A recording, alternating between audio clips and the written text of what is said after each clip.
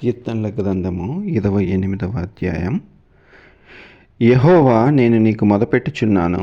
నా ఆశ్రయదుర్గమా, మౌనంగా ఉండక నా మనవి ఆలకింపుము. నీవు నా మౌనంగా నుండిన ఎడల నేను సమాధిలోనికి దిగువాది వలె అగుదును. నేను నీకు మొదపెట్టినప్పుడు నీ పరిశుద్ధాలయం వైపునకు నా చేతులు నెత్తునప్పుడు నా విజ్ఞాపన ధ్వని ఆలకింపుము. భక్తిహీనులను, పాపము చేయువారిని నీవు లాగివేయినట్టు నన్ను లాగివేయకము. వారు దుష్ట ఆలోచనల హృదయంలో నుంచుకొని తమ పొరుగు వారితో సమాధానముగా మాట్లాడుదురు. వారి క్రియలను బట్టి, వారి దుష్టక్రియలను బట్టి వారికి ప్రతీకారము చేయము. వారు చేసిన పనిని బట్టి వారికి ప్రతీకారము చేయము. వారికి తగిన ప్రతిఫలమిమ్ము.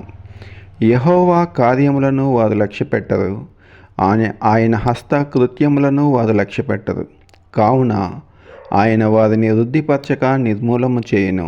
యెహోవా నా విజ్ఞాపన ధ్వని ఆలకించి ఉన్నాడు. ఆయనకు స్తోత్రము కలుగునుగాక. యెహోవా నా ఆశ్రయము, నా కేడెము. నా హృదయము ఆయన యందు నమ్మిక ఉంచెను గనుక నాకు సహాయము కలిగెను. కావున నా హృదయము ప్రశంసించుచున్నది. కీర్తనలతో నేను ఆయన స్తుతించున్నాను. యెహోవా తన జనులకు ఆశ్రయము, ఆయన తన అభిషిక్తునికి రక్షణ దుర్గము. నీవు జనులను రక్షింపుము, నీ స్వాస్థ్యమును ఆశీర్వదింపుము.